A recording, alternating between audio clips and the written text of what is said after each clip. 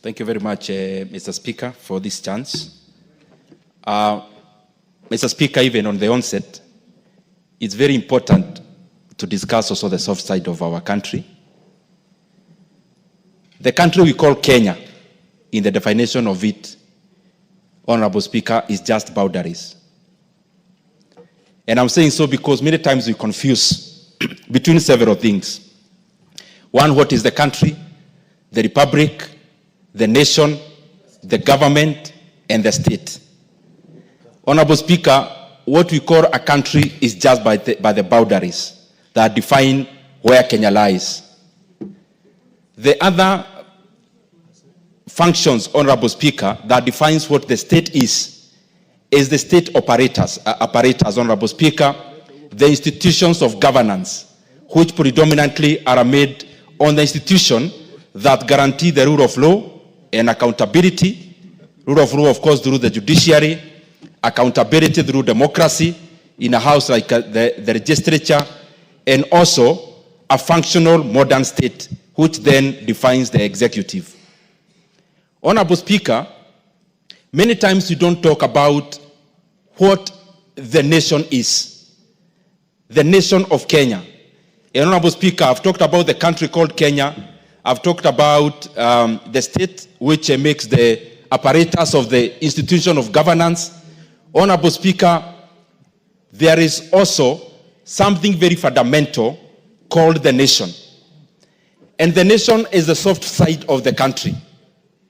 And Honorable Speaker, many times, even economically speaking, many countries actually progress when they have been able to align their culture.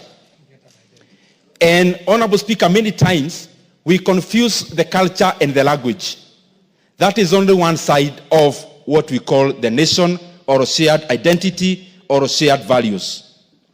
The soft side of the country, Honorable Speaker, encompasses and answers the question of who are we as a country, who are we as a citizenry. Honorable Speaker, one could be language, others could be shared values, others could be even our temperament, others could be our disposition as a people, because, Honorable Speaker, all these soft sides of what defines the people form what is called the culture. Honorable Speaker, in this modern era, it is beholden upon all of us. And that is why culture is always actually not static, Honorable Speaker.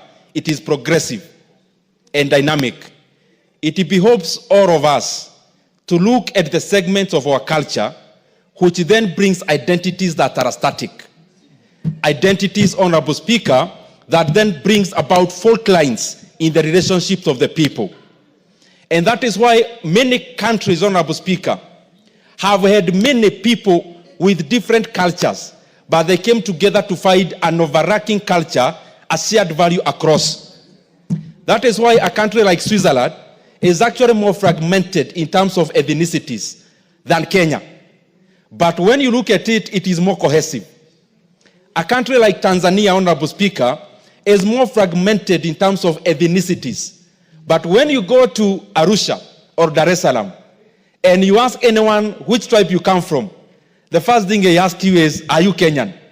And Honorable Speaker, what I'm just trying to say is that it is important progressively. It may not happen very suddenly.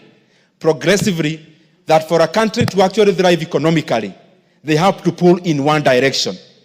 And for a people to pull in one direction, they have to be the same people. That homogeneity of the people, Honorable Speaker, comes about by coming up with a culture that overacts and a culture that is shared across all people. People could be speaking different languages. People could be different even in their appearance, Honorable Speaker, but it is important, even for a country to thrive, that we pull in one direction. And for us to pull in one direction, we first of all have to deal with the fault lines.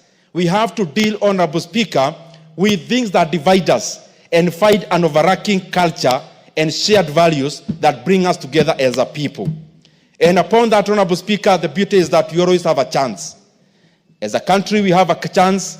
As a continent, we have a chance, Honorable Speaker, so that we can define ourselves, Honorable Speaker, through an overarching identity, and an identity that which is not static but which is fluid. Honorable Speaker, most of the static identities are the ones that pull people apart. For example, when you are born in a different, speaking in a different language, Honorable Speaker, many times, therefore, in that particular ethnicity you come from, you may never be able to change it in your lifetime. But, Honorable Speaker, also, another static identity that we always have to live with, Honorable Speaker, many times it comes as religion. Honorable Speaker, there are also other fundamentally static identities. But the current era, the modern age of nation building, Honorable Speaker, departs from those static identities and chaperones and comes up, Honorable Speaker, with a fluid identity where people can cross over. In the identities that are static, you can't cross over. But in a fluid identity that brings people together, it becomes a big bus where anyone can get in, Honorable Speaker, and it becomes an identity where anyone can cross over, Honorable Speaker, and feel they belong. And I believe that is what we must do as the leadership of our country, as the leadership of our continent, because I believe together as a continent, we are one people. We just have to fight that one commonality, because together, and especially as Africa, we are one people, Honorable Speaker. We must act as one people. We must pull in one direction so that our continent can actually have better days ahead. And even the same should percolate to the individual states, to the individual nations, Honorable Speaker, to the individual countries, so that we continue building a cohesive society. I thank you, Honorable Speaker. Very well. Sounds like the Hegelian philosophy or... Nikitaka kuambia wenye wameperform kati yao watu watatu ni watu wawili, Wanyonyi na Babu. Tumeona hapa juzi Babu amepeana mabasi kwa kuna sehemu zingine hapa Savana, Lower Savana. Babu amepeana basi na bado akatengeneza Donom Primary huko. Na kuna mbunge wetu mmoja alikuwa kazi na akaenda huko kutengeneza tiles na amesahau. Yeye anakuja mbele ya kamera anapinga Babu mwenye amemsaidia. Wewe kenye ungefanya kama huko wai sana, ungesema Babu, nimeshatengeneza tiles za hiyo primary yako, unitengenezee connection nyingine juu kazi nimemaliza, ili nisikae njaa. Hiyo ndio inaitwa kutumia akili, sio kutumia uji. Hiyo ndio inaitwa kutumia akili, sio kutumia uji. Wanyonyi pia wako sawa, hao Babu na Wanyonyi wako sawa. Na hapa Kenya ukiona kiongozi anaekoliwa, kiongozi anarushiwa mawe, kiongozi anafanyiwa hizo takataka zingine zote, jue ni mtu chapa kazi na ni mtu mwenye anasema vitu na afanyi, ni mtu achapi kazi.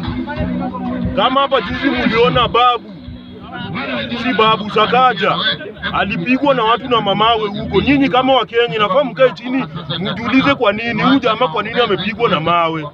Kwa nini mtu kama Babu akitembea dizi mchuo mwizi mapanya Ruto, Wakenya hawamueko na hawampigi na mawe, lakini mtu kama Sakaja akienda pale katikati ya town sehemu bado watu wanamueko na wanamrucha na mawe? Hiyo ni kitu kwani nafaa ujiulize.